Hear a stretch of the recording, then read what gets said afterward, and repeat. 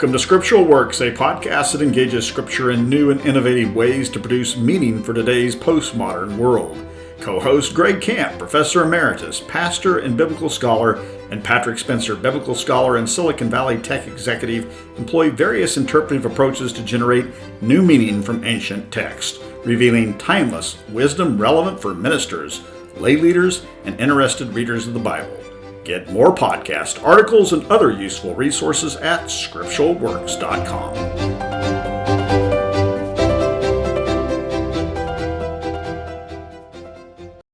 The educational ministry of Bethany Lutheran Church of Kerman, California supports this podcast through co-host Pastor Greg Camp. Church services are available on Zoom at www.bethanykerman.com. Hey everyone, welcome back to another Scriptural Works podcast. Patrick Spencer, one of your co-hosts. I'm Greg. I'm joined by Greg Camp. It's too early in the morning, obviously. Greg Camp, my co-host. Greg, good to see you. We're in for a real treat today. Yes, we are. And I'm glad to see that I'm not the only one sitting in fog this morning. So yeah. I think you are. My brain is in fog, apparently. That's nothing new. Danny, thanks for joining us today. We're really looking forward to today's conversation. Well, thanks for the invite. I appreciate it. This is, as many of our listeners know, a continuation of our series on the 8th century prophets. Hopefully you've checked out a couple of those podcasts. We have some more coming up. So this certainly is not the last one in the series. We've had some great conversations. For today's conversation, we're going to hone in on the book of Isaiah, specifically first Isaiah, though we've snuck a few additional questions into our conversation on second and third Isaiah. Professor Carroll is a prolific writer. You need to definitely check out some of his writing. We're going to highlight a couple of them during today's conversation. Dr. Carroll, he is the Scripture Press Ministries Professor of Biblical Studies and Pedagogy at Wheaton College Graduate School. He brings a distinctive bicultural perspective, which is going to be really, really interesting to discuss. Half Guatemalan, raised bilingual, 13 years teaching in Guatemala City during the Central American Civil Wars. If you read his books, there's bits and pieces of those experiences that emerge. Really, really fascinating. I suspect he'll tell us a few stories in today's podcast on those. PhD in Old Testament from the University of Sheffield. That ring a bell, Greg. You guys almost crossed paths. He finished before you started there with Loveday. He has a master's in theology from Dallas Theological Seminary, a bachelor's in English literature from Rice University, senior editor of the Bible in God's World commentary series. He authored the major NICOT commentary on the book of Amos just a few years ago, back in 2020, and a book that we're going to talk a bit about, and I've just recently read, I think Greg has as well, The Lion Roars, Recovering Prophetic Voice for Today by Baker Academic. It's a very readable book. We highly encourage everyone to get a copy. It's also very accessible from a price standpoint. He covers Micah, Isaiah, and Amos in the conversation. It's a great read. It's an easy read. I think it's comes out to about 120 pages or so. So make sure to pick up a copy. And we'll put a link at the bottom of the podcast to it.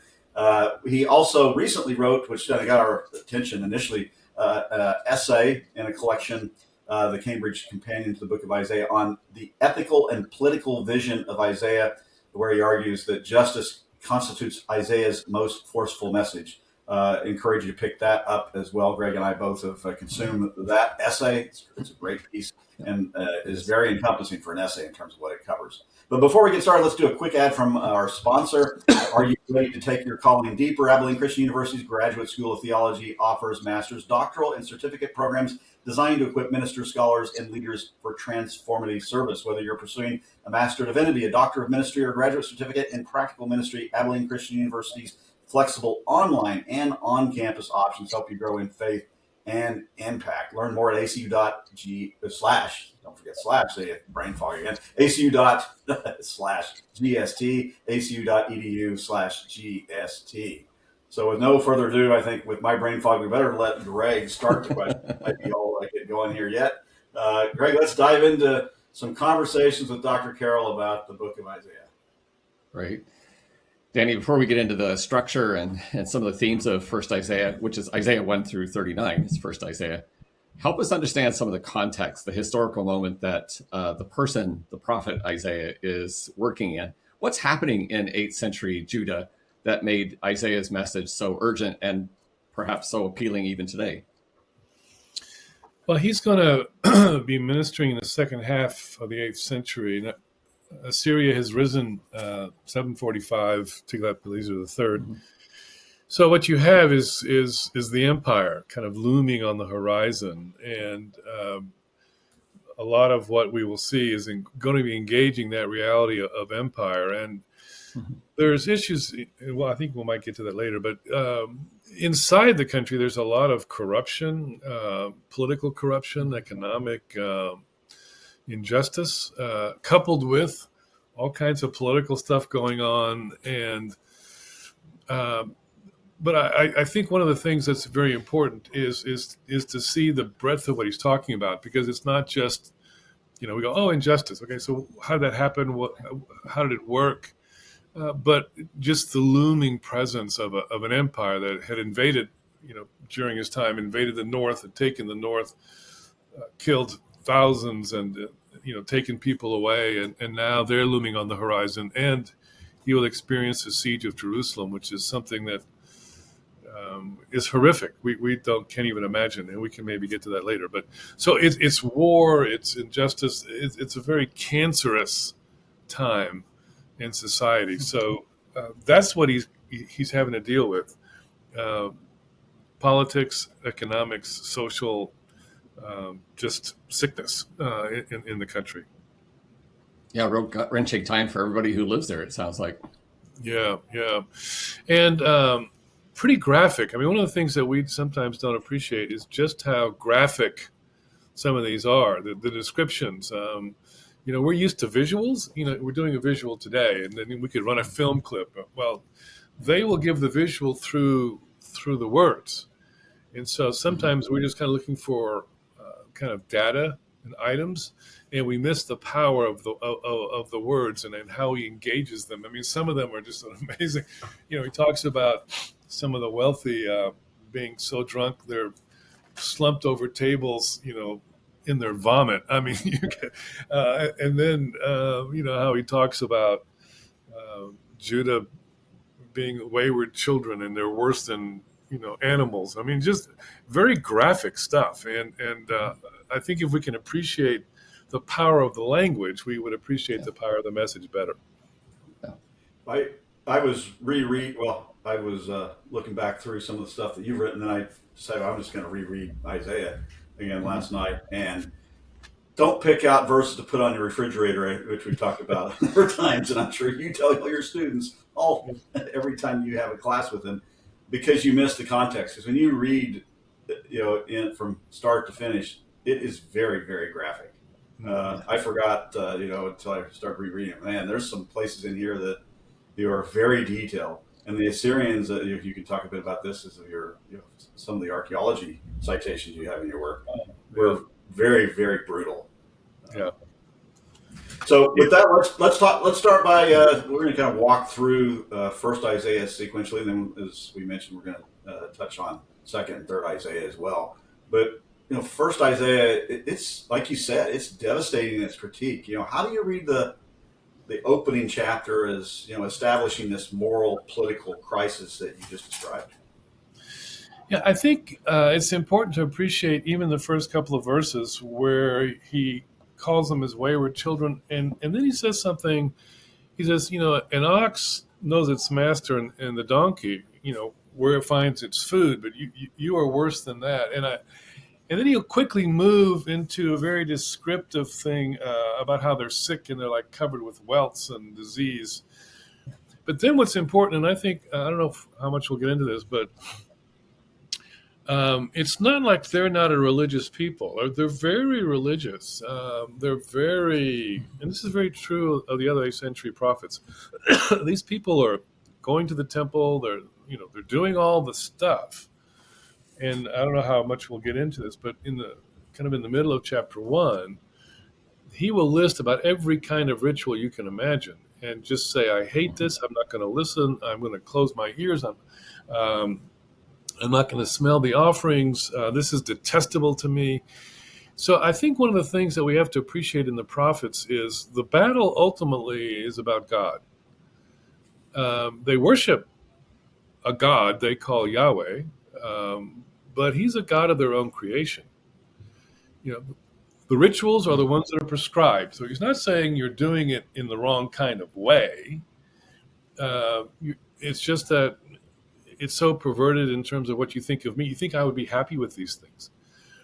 And so I think that's the thing that we need ultimately to get to is to realize what is at stake for the country, for the people of God. And we could even, that's a nice way to move to the modern world. How many churches actually worship a God that they've created? Yeah. And it's just a reflection of their social class. It's a reflection of their nationality. They feel comfortable. And if you don't like it, you just go to another church where you like it. I mean, we come out of our church services, and what's the first question people ask? Well, did you like it? I mean, that's, and so that becomes really the bottom line. So what you have then, as he's critiquing later on in the book, the idolatry, for instance, he keeps comparing it to himself.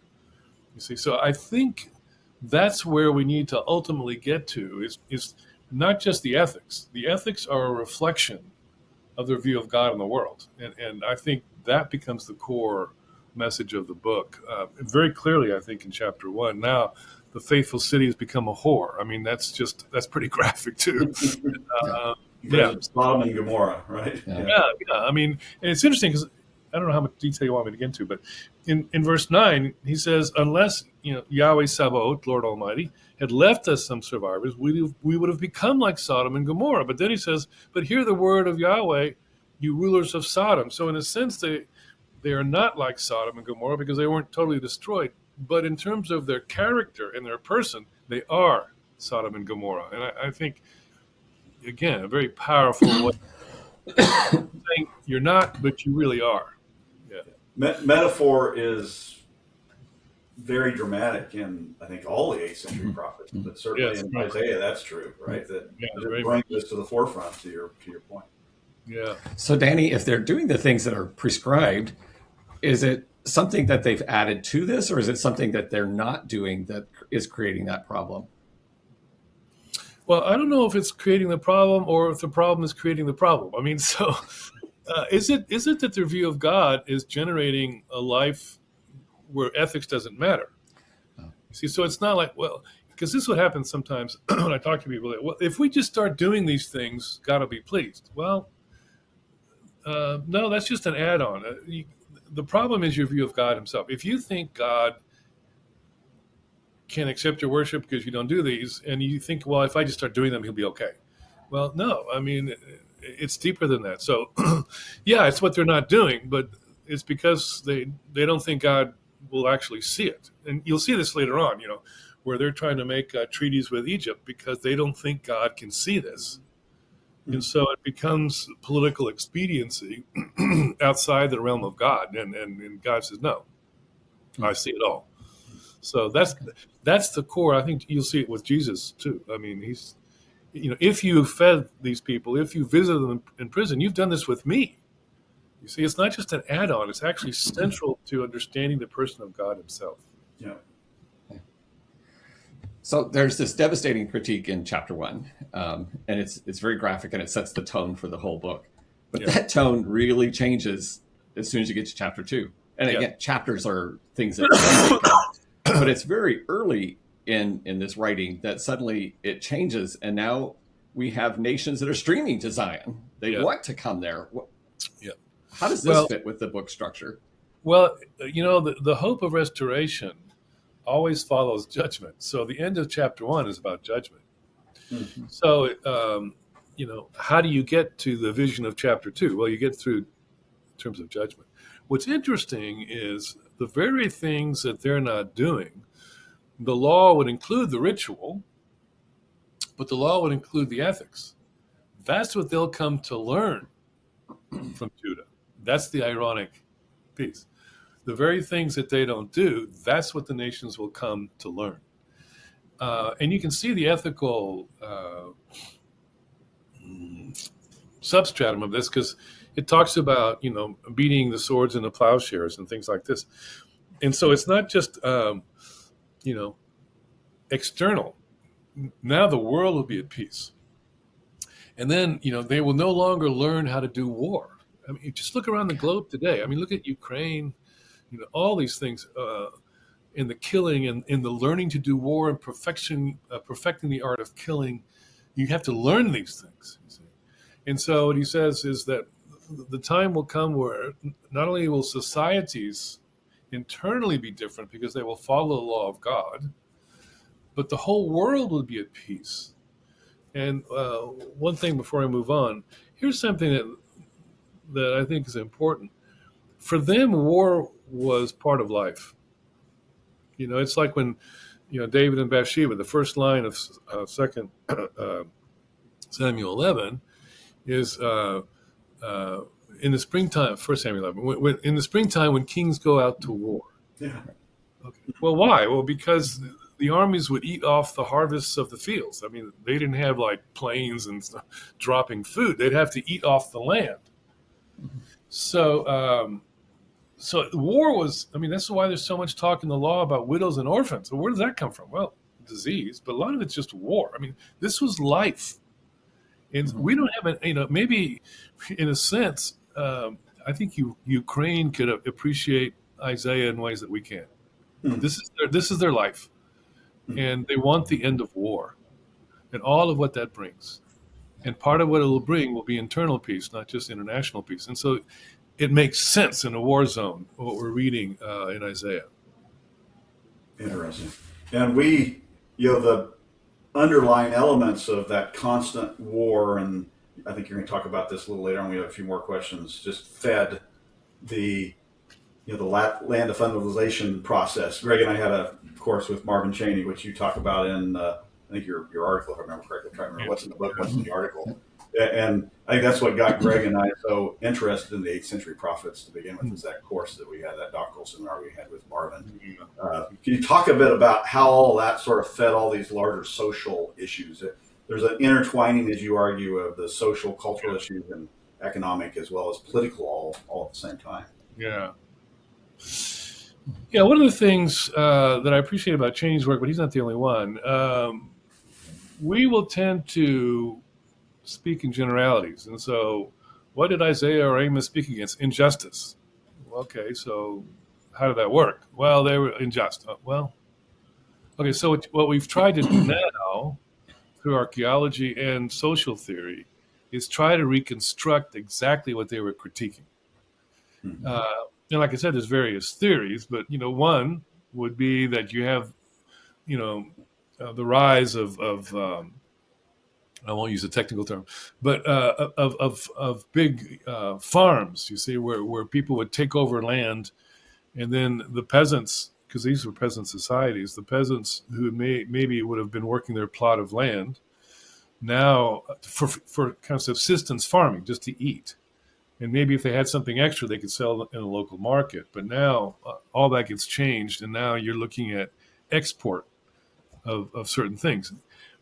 Israel and Judah, they could not export gold and silver, for instance. Okay, so what they had, or iron, for instance. So what they had was food. They had grain, they had grapes, the wine, the oil, the olives and things. So they were exporting kind of agrarian goods to import not only luxury goods, but other things like iron. And so how do you do that in an economy? Well, you begin to centralize it, you see. So now you can begin to do that. And then with the rise of the empires, and this would happen to Judah, to keep the empire out, or once you're conquered, to keep them at bay so they don't keep coming back, is you pay tribute. So how do you pay tribute? Well, you've got to tax the local population. So you have all these things going on, which are just feeding the problems. And then you're always going to have people, we see it in this country too, any country, where people in power will take advantage of that to actually enrich themselves, even as everyone else may be suffering. So that's kind of what's going on, I think, in Isaiah. Yeah, I agree. Well, we talked about chapters 1 through 5, or in general just now. You have chapter 6, this call narrative, which is really interesting. It's a bit disruptive almost in terms of the flow and what preceded it. Mm-hmm. Can you talk to this what happens in chapter 6? Yeah, what you find in chapters 1 to 5 is pretty generic. You have no names. You have character types, of the wealthy, and there's pretty graphic descriptions, especially like in chapter 3. You have descriptions of the arrogance, not only of those in leadership, but of the country itself. So it kind of sets up chapter 6. And so when he says, "Woe to me, I'm a man of unclean lips," right, who live in a people of unclean lips. Well, after you've read chapters 1 to 5, yeah, that's right.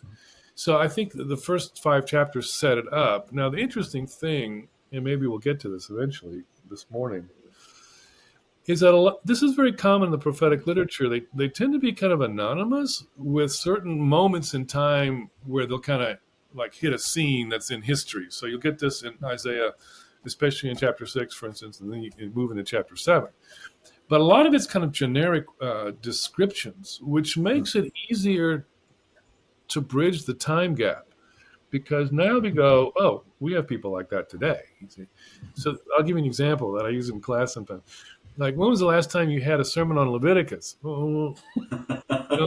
It's the Word of God, okay. But when was the last? Well, we don't know what to do with it. There's so much detail that we just don't know. So either we just ignore it, or we spiritualize it, or it's all about, the cross and everything becomes allegorical or something. Or we say, we're in an age of grace, law of bad, and so we can ignore it anyway. I mean, so but what makes the prophets so powerful is that they transcend time. And part of it, even in his, if you go to chapter 6, verse 1, he tells you the moment in time. Mm-hmm. Right? But then it moves into this generic kind of description of the exaltation of God. Again, I don't know how much detail you want. But what he's basically saying, this is something very biblical too. You've crossed the line. So when you're going to preach to them, you're just going to confirm their judgment. They will hear, but they won't understand. I mean, they can't see. Because the time has come. And then he asks what everyone would ask. If the judgment is coming and is inevitable and unavoidable, he asks the question in verse 11, how long? And basically the response from God is, well, until the war is over.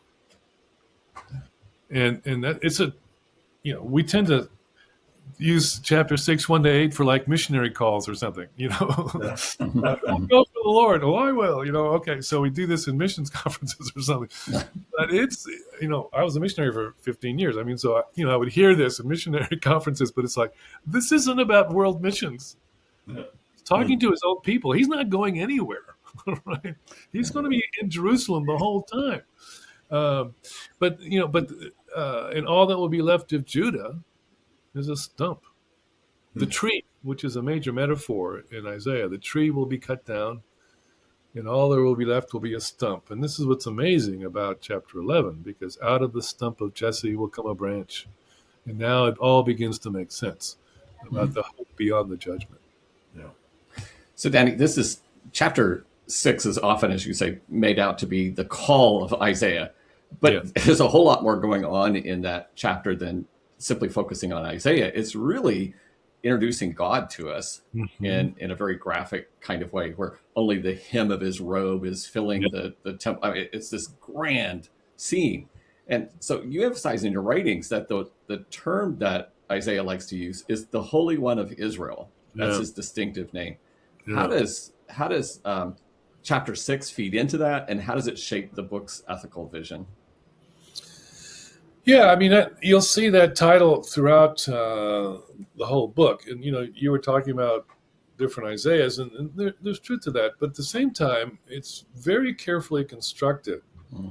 It's supposed to be read as one book. I mean, I think that's you have a title for the whole book, and you have these things like this title going through. So even though we might sort out different time periods or something, the message is constant.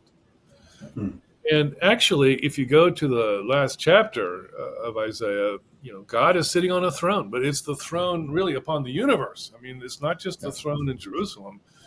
The whole earth is his footstool. I mean, so the book kind of begins and ends with the grandeur of God.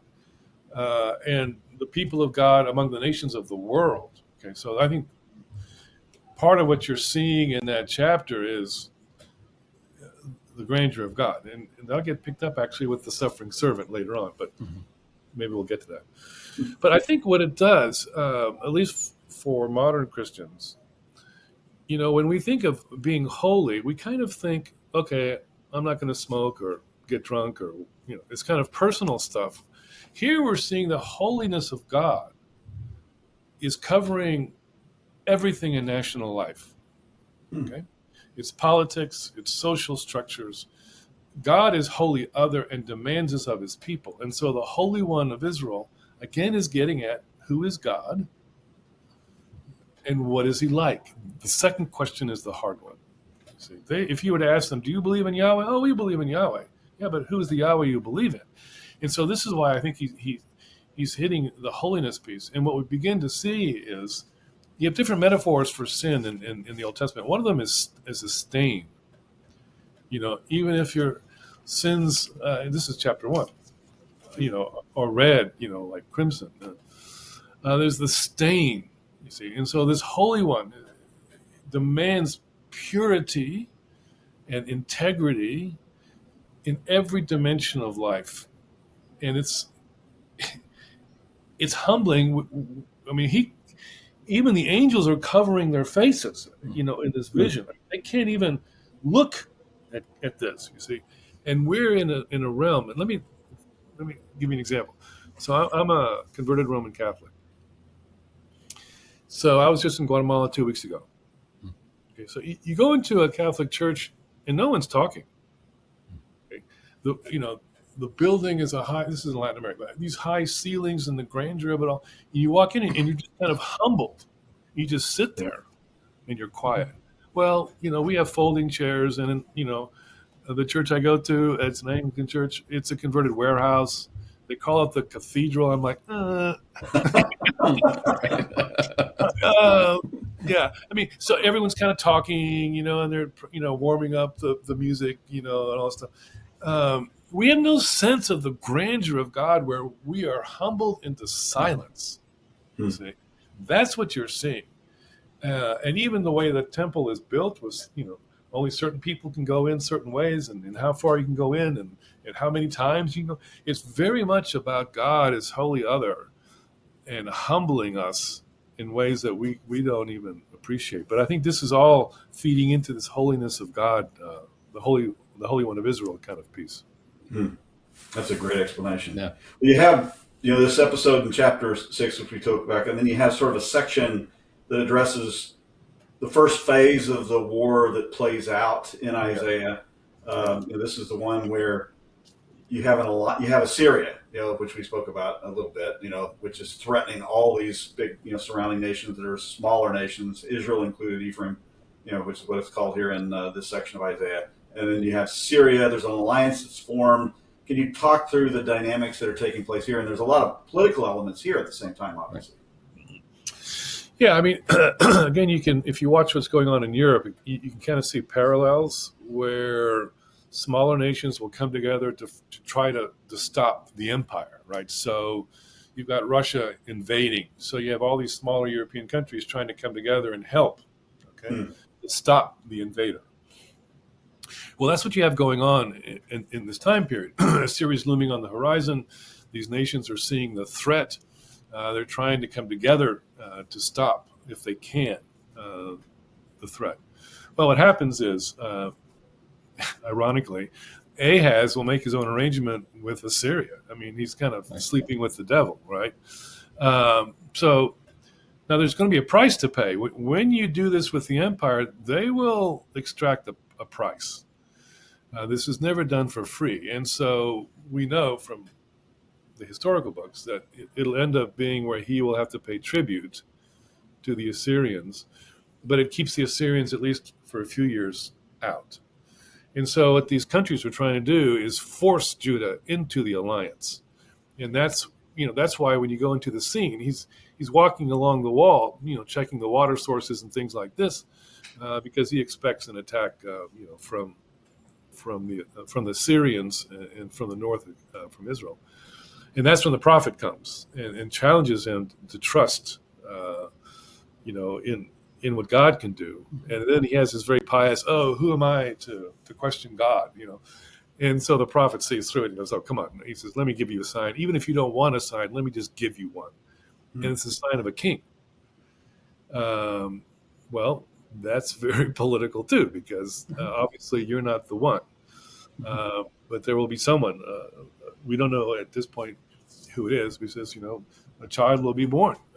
It's kind of a miraculous child. And then, of course, this will get picked up in chapters 8 and 9. So very political in the sense that it's the politics that drives the sign. So oftentimes when we use this in chapter 7, verse 14, at Christmas time, this all points to Jesus. Well, ultimately it does, because the New Testament will quote it that way.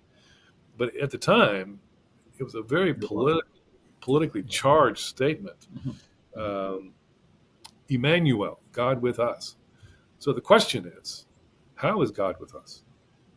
Is God with us for judgment, which he will be actually, or is God with us for hope and restoration? And actually, in the book, he'll be with them in both ways. Yeah. So part of that reading in chapter 9 is part of the lectionary this week that I get to preach on. So I've been thinking a lot about chapter 9 and the way that Matthew picks it up and uses it when he introduces Jesus.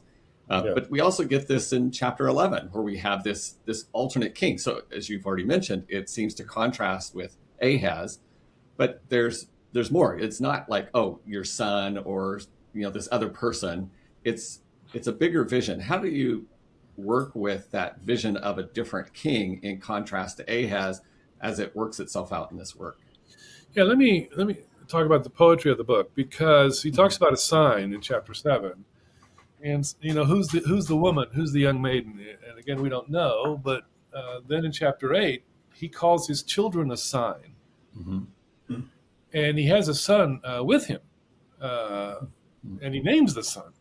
So you might think, okay, is the prophet's son the sign that he's been talking about? Well, then you get to chapter 9, and it's a royal child, and so that eliminates Isaiah's son. So literarily, you're going, okay, the child in 7, ultimately we know it's a royal child in chapter 9, but we don't know who that royal child is. And then when you get to chapter 11, which follows chapter 10, which is the humbling of the empire of Assyria, now you have a spirit-filled king. You're learning more about the king, but you don't have a name. Okay? But you're learning more about the king, a spirit-filled king, and he will rule the world and rule with justice, you see. So what you're seeing is the contrast between the Assyrian mighty king, right, who's conquering, but will be cut down. The tree that is Assyria will be cut down. Then in chapter 11, you get this vision. A shoot will come from the stump of Jesse. That takes you back to chapter 6.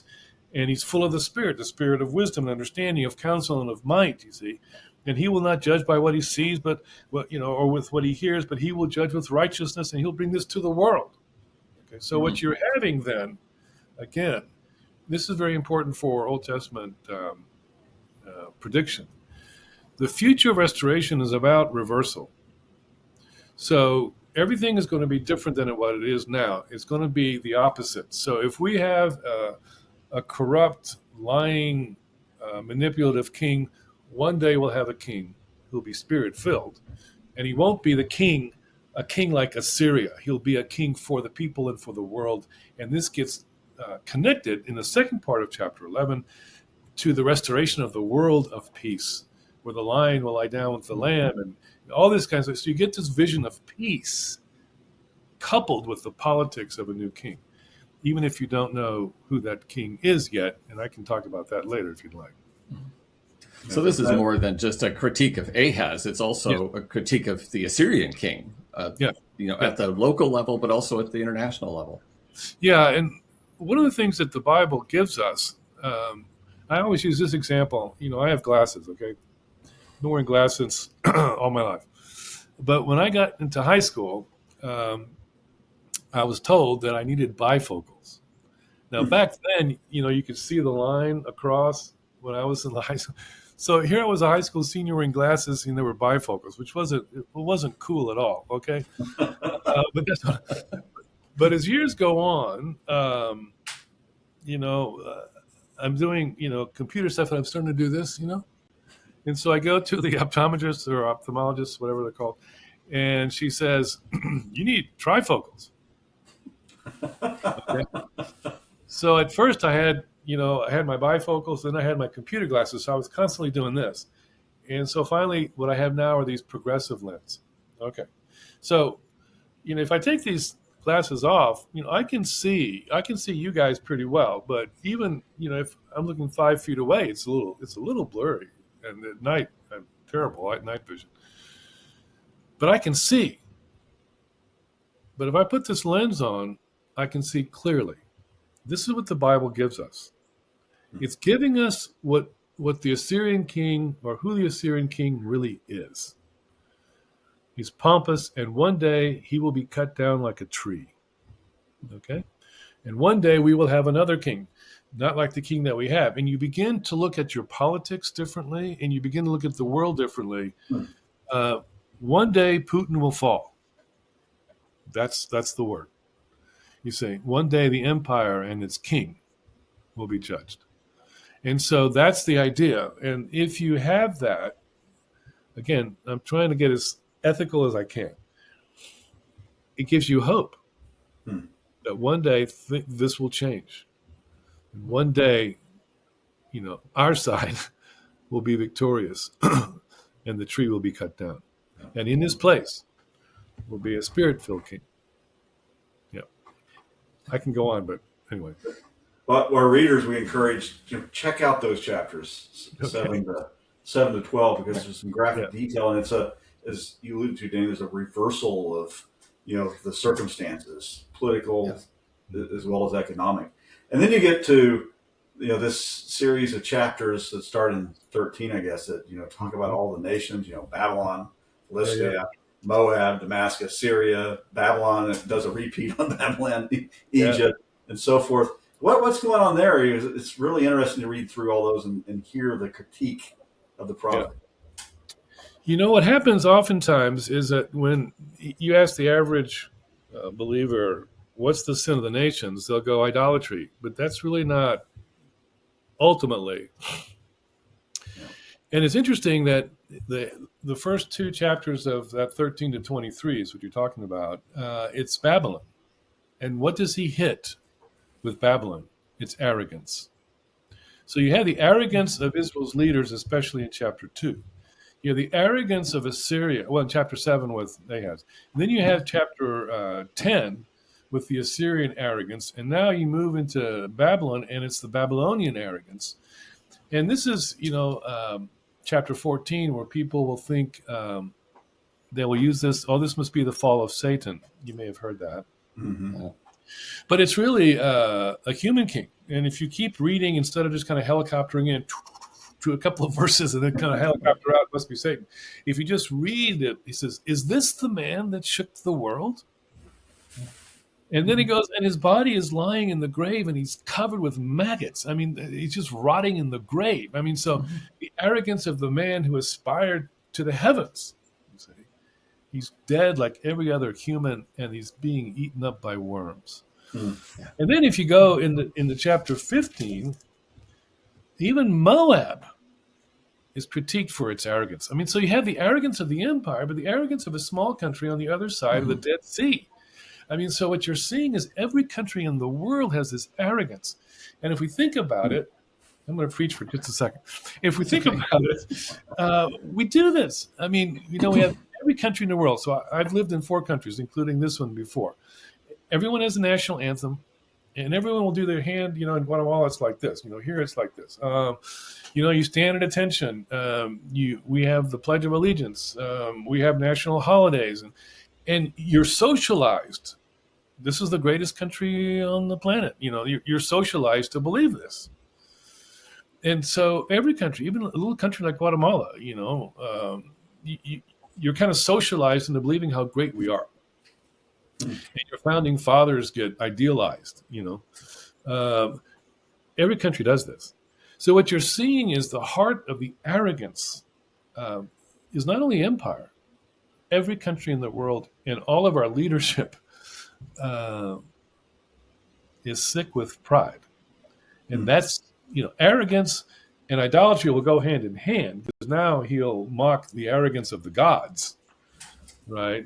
Which is weird, he says, because you have to make this thing out of wood, and then you kind of hammer it so it doesn't fall off, the stand. I mean, he said, what are you doing? I mean, but that's what you worship, you see. But this God, the arrogance of the God, which is just mirroring the arrogance of the nation and the king, all of that will be humbled. So I think that's what you're seeing, the arrogance against the nations, is the judgment against the nations is their arrogance.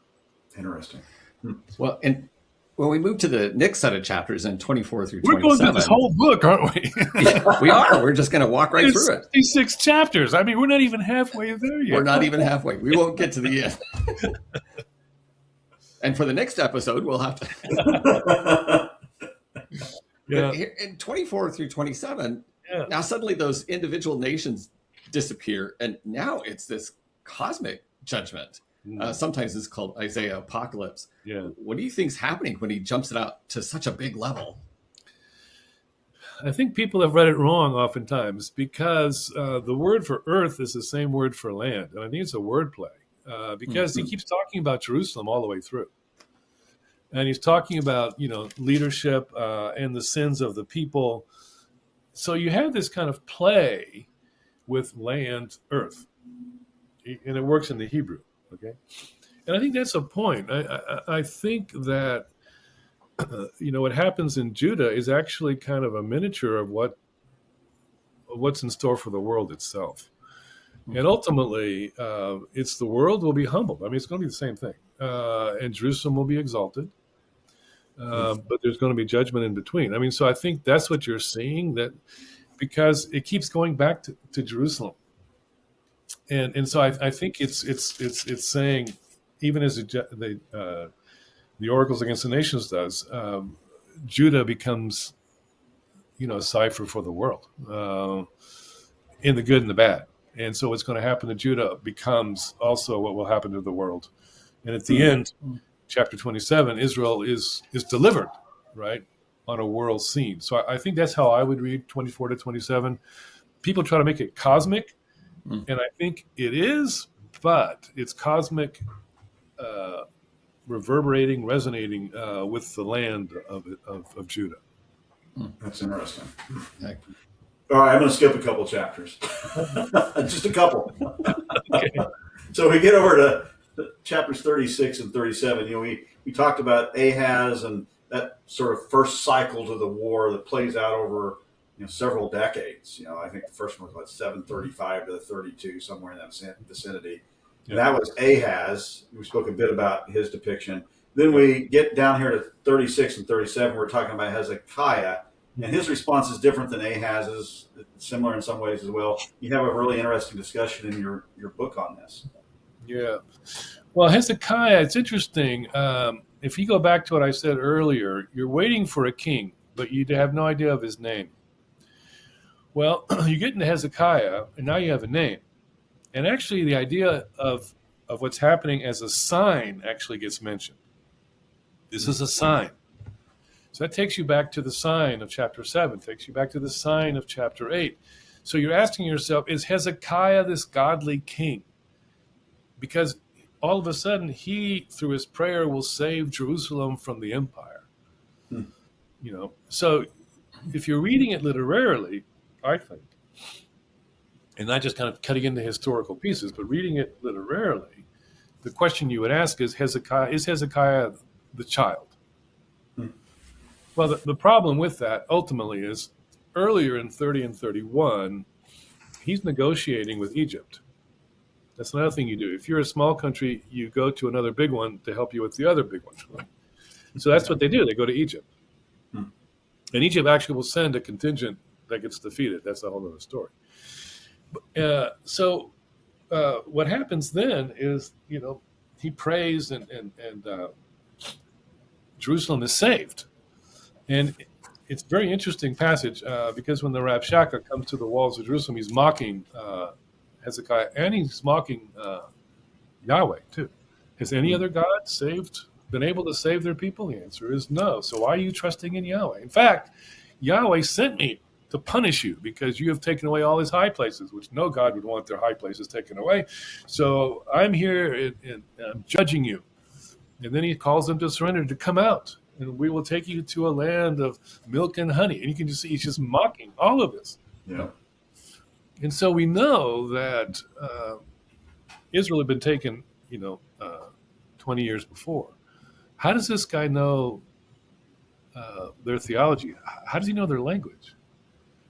We know that the Assyrian armies incorporated chariot battalions from the Israelite army. We have actual evidence where they say this. So is he an Israelite now that's fighting for there's all kinds of interesting things going on there. Right, in some ways. Yeah. Yeah, you'll see this. This is what happens in warfare. I'll give you an example real fast. So we went to Latin America in 1981, and we drove from Houston to Costa Rica. Well, we had to drive through Nicaragua. At that time, it was under the Sandinistas. So when we crossed the border from Honduras into Nicaragua, they give us a soldier. This was during the Contra War. And so it's on the front seat, it's me, my wife, and the guy with the rifle. And because of like growing up in Guatemala, I had seen soldiers all over the place. I wasn't bothered. I was kind of talking to the guy. My poor wife didn't speak Spanish, and here I was having this conversation with him. So I asked the guy, I said, so you do this? He says, yeah. I said, no, I've done it for a long time. So I used to fight for the Somoza family. And I said, oh, but now you're with the Sun. He says, yeah. He said, when I saw the war changing, I changed sides. It's a living. Okay. But what you're seeing is, all kinds of stuff's going on at war. So is this an Israelite who's gone over to the Assyrian side, and now he's part of this massive army, right? And so he's mocking them, and he knows their theology. We don't know, but that's a possibility. But what happens, and maybe this will transition to the other parts of the book, is that you get 38, okay? And we know, actually, that 38 and 39 probably happened before 36 and 37. I think the order is thematic. So he says, oh, I'm sick, just heal me, and I'll be faithful. And so God heals him. But then in 39, the Babylonians come, and they want to see the armory. Well, we know, historically, again, I don't know how much to give you, but we know that when the Assyrians are rising, you'll get Sennacherib, you see, and he will die in battle. That had never happened before. Was it Sargon II? It's early in the morning, so I have fog brain too. But the Assyrian king dies in battle. It had never happened before. So what you have is the empire, it revolts.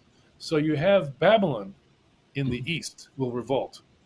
And they're trying to get the West, which would be, Judah and all these other countries, to revolt. The idea is if we revolt simultaneously, the empire can't deal with us all, and we can be free. So they're visiting. This would have been before the siege of Jerusalem. They're visiting Hezekiah and want to check, can you do this? Can you do it? Yeah. And basically he's saying, look at my armory. And we know that he put in waterworks, he built up the walls. He was getting ready for war. And then when the prophet says, who were those people? Well, they're from a land far away. Okay, and he says, you showed them everything, didn't you? Well, yeah. And then he goes, you will be judged for this. And then Hezekiah says this, that's okay. At least it won't happen in my lifetime. And now you know that Hezekiah cannot be the child. That he cannot be the ultimate son.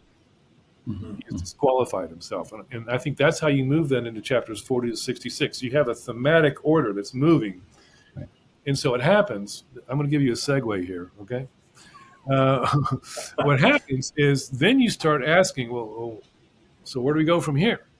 Right. Well, this is where you begin to get the servant of Yahweh, okay? And if you read those passages, the servant has royal characteristics. He will establish justice. Servants don't do that.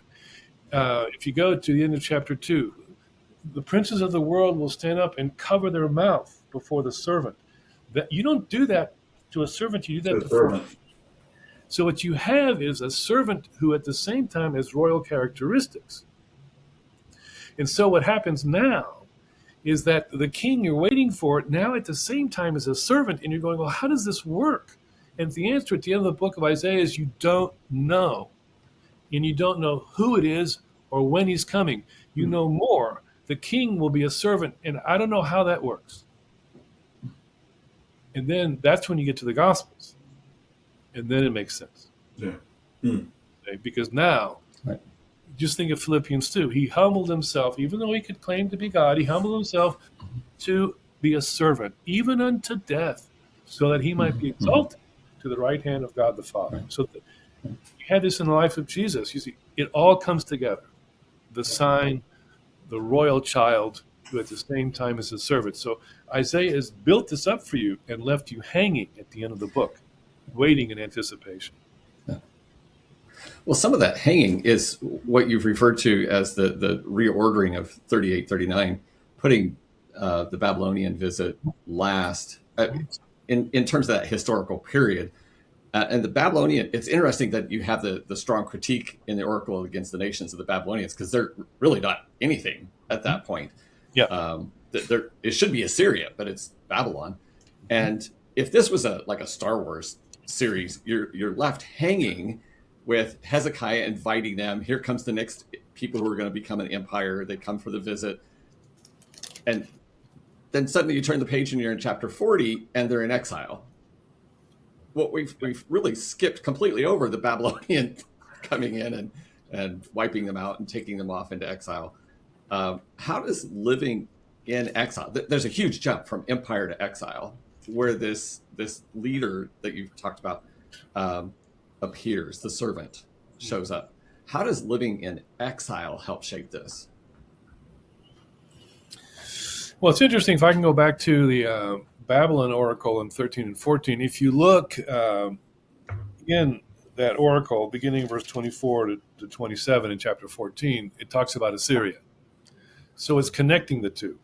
Mm-hmm. Right? So that's an important thematic change, because now what the book has done, thematically, it's connected the Assyrians and the Babylonians.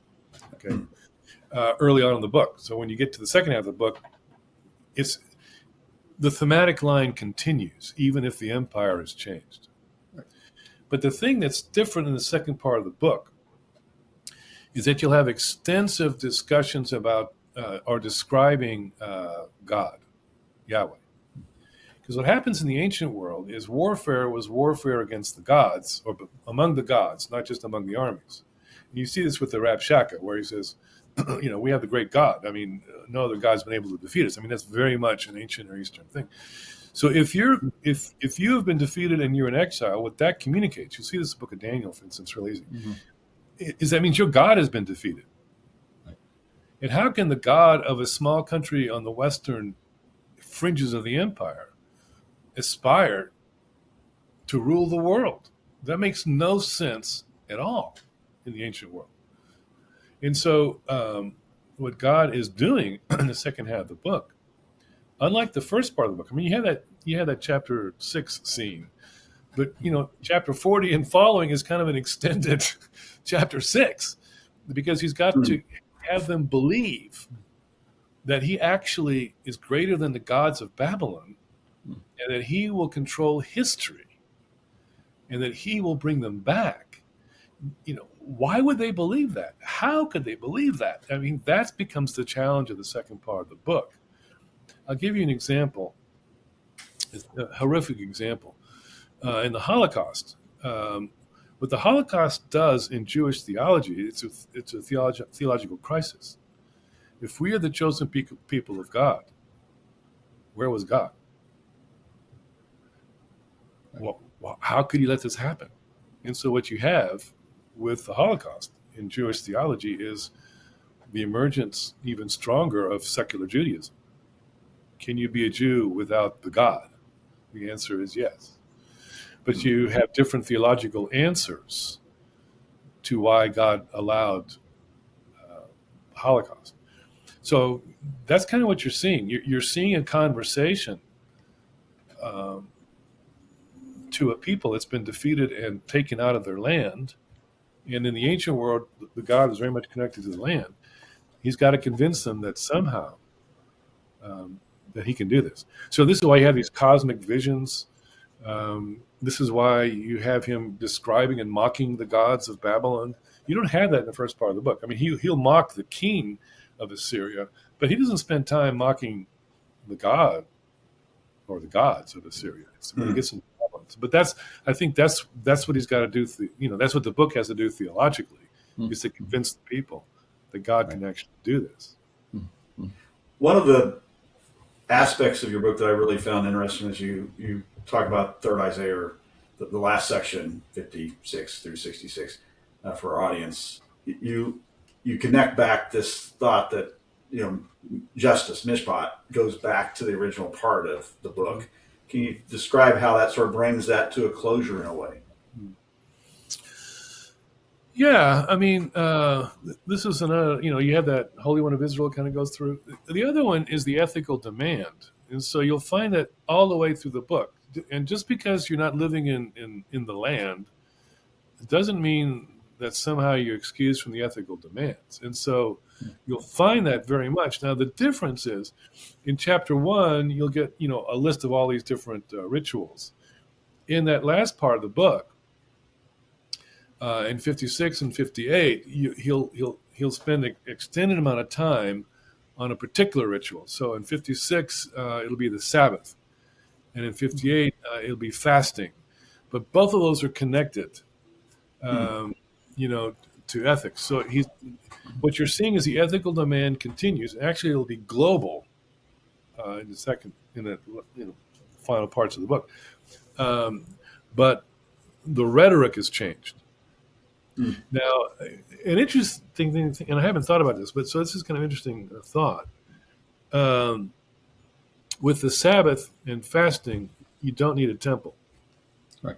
Yeah. So, that may be why, what you can do, we know, historically that ultimately out of the land is when you'll get the rise of, people debate exactly when, but the rise of synagogues and things like this. But so the rituals might change, but the demand will stay the same. And it's interesting that in 56 is when he'll mention the eunuch and the foreigner, which could make sense if you're out of the land, why you need to talk about the foreigner. So it's not the foreigner just coming chapter 2, right? Now it's almost like the foreigner is actually part of the community itself. And so you're seeing these kind of thematic developments, even though there's a constancy of other themes. Well, it sounds like part of what's happening is that it's because they're in exile, they've been removed from a theology that is specific to the land, and gods were often associated with specific land. But now their God is bigger.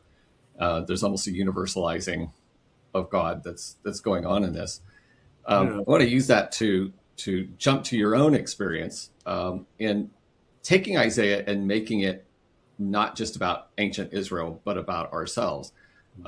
You're raised in Guatemala, where you've a beautiful country. I've been able to go there. My wife went on numerous medical missions there to do surgeries in the small villages. But it's also suffered its own traumas, its own experience of empires. How is growing up during some of the wars in Guatemala, and both the beautiful and the horrific, how's that helped shape your interpretation of Isaiah and how you would see Isaiah working out in modern life? I actually was born and raised in Houston, but we would go every summer, and oftentimes we would drive. It was a 4-day drive. Wow! And so I got to learn Mexico. And sometimes I'm going to show my age here. We used to fly on the old Pan American Airlines, which doesn't exist anymore. Yep. And I remember going down, on 4-engine props, to Guatemala.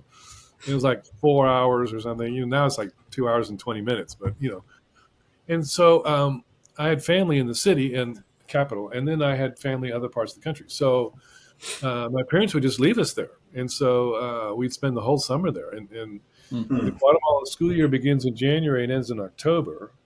So when it was summer here, it was mid-year down there. So they'd put us in school, which was good for the language, and the culture. So the Civil War in Guatemala began in 1960. It would not end until December 1996. So going down there as a boy, I remember, you'd see soldiers all the time. Every once in a while, my grandmother had a cafe across the street from the National Palace. And so I remember one time, hearing machine gun fire and everyone kind of hits the ground and then it goes away and get up and kind of go on. Behind the National Palace, there was an army installation. So you're used to seeing soldiers, even in banks today. If you go to a bank, there'll be a policeman or a soldier with a machine gun or a sawed-off shotgun. I mean, you wouldn't see that in this country, right? So I was used to that, but I never processed it because the war, most of it was up in the mountains. Unlike in Nicaragua and El Salvador, when it was in the capital city, there was a guerrilla offensive in the capital city, 81, 82, and it failed, and so they moved into the mountains. So, but war was a constant kind of presence, even growing up. Being stopped and frisked, and I mean, that was just what happened. I didn't process it. But when I went down there now as a believer, and spent a year in Costa Rica next to Nicaragua and all the Sandinistas, and you're processing for the first time faith in war, faith in poverty. And I never had any of this in seminary, right? So let me give you one story, and then I don't want to spend too much time. I'm happy to expound on it. But so in Nicaragua during the Sandinistas, it was mandatory military service for young men at age 16 for 2 years. If you refused, you went to jail for 3. So, and there was no conscientious objection thing. So I'm a brand new prof. I'm processing this after spending a year in Costa Rica and watching it close up, and then in Guatemala. So I have a Nicaraguan youth pastor in a class, and I know what they do for the young men. This required military service. But here's the thing. So the guy goes, Profe, he says, what do I tell the young men in my youth group? Romans 13, join the Sandinista army to fight the Contra. I have young people that want to join the Contra against the Sandinistas. And I had met a family that had put their teenage son up for adoption just to get him out. So, Profe, what do I tell my young men? Well, my U.S. seminary had not prepared me for any of that. And now you start processing faith in war. One of the discussions in liberation theology, if you believed in the revolution, how much violence was permissible as a Christian. You're having discussions that are not what you have here. And so in Latin America, where faith in politics has always been like this, it is in this country too, in a different kind of way. That's what drove me to ask these kind of questions, and the use of religion for war. So the left wing, Luke 4, right? I have come to preach, out of Isaiah, good news to the poor. Well, and then the right wing would use Romans 13. The ironic thing is when the Sandinistas came to power, all of a sudden they started using Romans 13. Not surprising. But that got me into all kinds of things like virtue ethics, the life of Jesus in ways. When I was at seminary, it was like, was Jesus God or not? Well, that was the U.S. discussion. That wasn't a discussion in Latin America. Everyone knew he was God. The question was, does his life mean anything besides the cross? Where the rubber meets the road. Yeah, exactly. So the whole paradigm for me changed. And one last thing, I've been going on too long. I began to see that doing biblical studies actually mattered. And that it wasn't just an exercise for a career in academia, which for a lot of people it is. No, this actually matters. And for the people of God. And what you begin to see, even as the Old Testament, is that the message is for the people of God, but the people of God in the world of violence and of war and of poverty and of hunger. That's what the Old Testament is. And I began to see that really for the first time in Guatemala. And I taught there for 13 years. I was just back. I mean, I have family there. I go back to teach all kinds of stuff. So that link. And so one last thing. I said one last thing a minute ago, but one more last thing. So I've been doing a lot of work with immigration for like 20 years, Bible and immigration. So people say, well, why do you do that? Why don't you just do commentaries on Amos or something? and so I say, porque son mi gente. I mean, they're my people. I cannot not do that. Yeah. And so for me, then the Old Testament stuff becomes kind of a sacred trust and an ethical calling in and of itself, and not just an interesting intellectual thing. It actually, the Old Testament's amazing because it's so true to life. And the closer we get to life outside the U.S. bubble, I think the more we can understand it. Danny, how does Isaiah's vision connect to your interest in immigration? There's all these nations streaming to Zion and such, but it's also a time of war where there's probably a lot of people fleeing war, different kind of immigration. How does Isaiah informing you here? Boy, you're asking hard questions. What I've learned over these years, the history of the world is actually the history of migration. We have data from the Old Testament and the ancient world of massive migrations. And if you look at the Old Testament itself, the Old Testament is full of migration. From the very beginning, be fruitful, multiply, and fill the earth. This is part of the human DNA, is to move.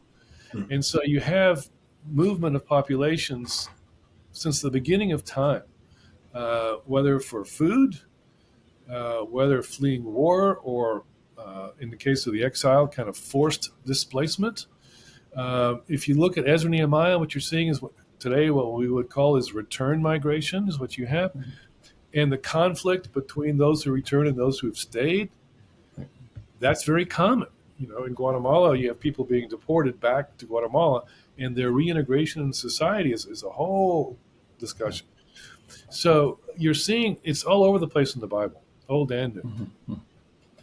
And so when I look at a book like Isaiah, you're seeing displacements because of the Assyrian invasion. You're seeing discussion of life in exile. It's interesting with the Latinos during the age of liberation theology, which is a whole other discussion. The primary theme was the Exodus. But when you talk to Latinos here, it's living in exile, away from home, and the yearning for home. So you're seeing, and who is God when we're not at home? And, how do we worship God in a foreign land? This becomes the issue in Jeremiah. I mean, Jeremiah will actually write them a letter in chapter 29 and tell them, okay, now that you're going to be there for a while, let me tell you what you need to do. And he says, work your farms and have your children marry and pray for those people, because as they are blessed, you'll be blessed, and vice versa. I mean, so all kinds of stuff. Isaiah, there are other books in the Bible that would be more direct. In Isaiah, it's more kind of filtered in the discussion. If you're looking at other books, like a Jeremiah or Ezekiel, I mean, those are kind of exile books, or even Daniel, what he has to go through and all the humiliations and all that. Those books are more direct. Yeah, I mean, even today is the 23rd, I think? Well, next week, there's a town next to Wheaton called Glen Ellen. I'm meeting with Latino pastors next week, and we're going to talk about the Bible and migration. I mean, so because they don't know what the Bible says about migration. I mean, oftentimes the Bible is about salvation in their families, it is.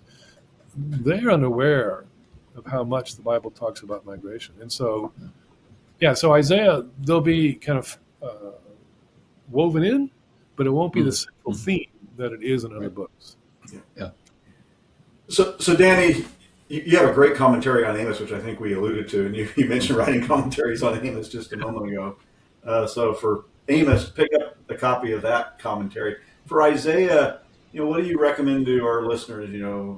Pastors, lay leaders, and teachers, maybe some seminarians, people that's interested in the Bible. We talk about your book, which is very accessible. It talks about those three prophets, right? Isaiah, Micah, and Amos. What else might you recommend that they pick up? Not the $150 Brill books, obviously, but something that some of us can afford. Yeah. There's a couple of books. I'd say two things. One, I think it's helpful to give pastors and people kind of guides how to read Isaiah. If you want commentaries, there's so many, and there's a spectrum of size and cost, and theological convictions. So you're going to get that. And I can't remember the name of it, but I have a colleague called Andrew. I call him Andy Abernathy, Abernethy, and he's written an introduction to Isaiah, and I can't remember what it's called. But if you go to Amazon.com, you'll find it. But I would do something like that, because I think part of what happens is Isaiah's such a big book anyway. But people don't know how to read it. So if you give them a commentary, the commentaries, all the little data pieces, which are interesting, but often among the trees.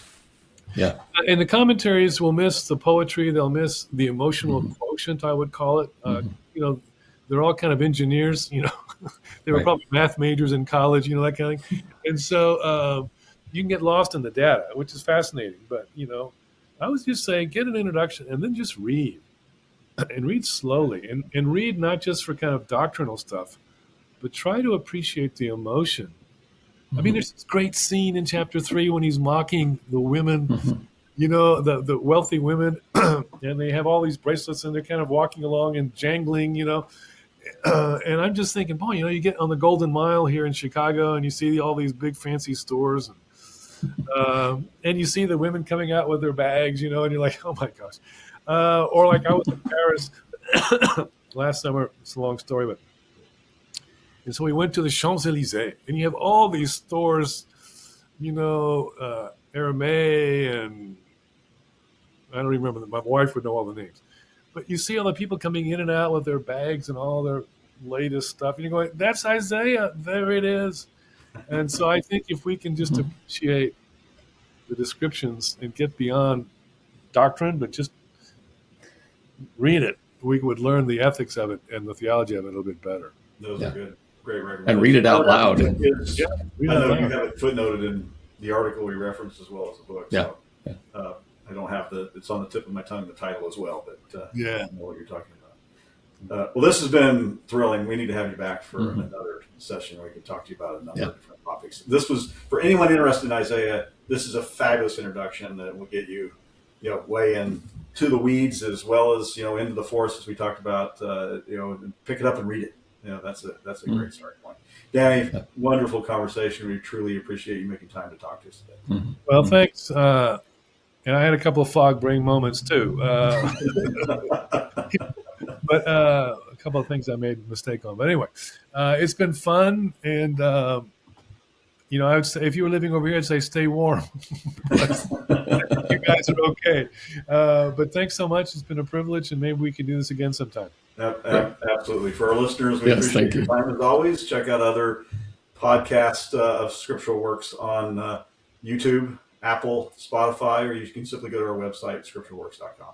Look forward to having you on another podcast. For other podcast episodes of Scriptural Works featuring co-hosts Greg Camp and Patrick Spencer, as well as a variety of different special guests, visit us at scripturalworks.com, YouTube, Apple Podcast, or Spotify. And don't forget to check out the growing repository of podcast companion articles found at scripturalworks.com. And finally, if you find our podcast episodes thought-provoking and helpful, make sure to share them on your social channels.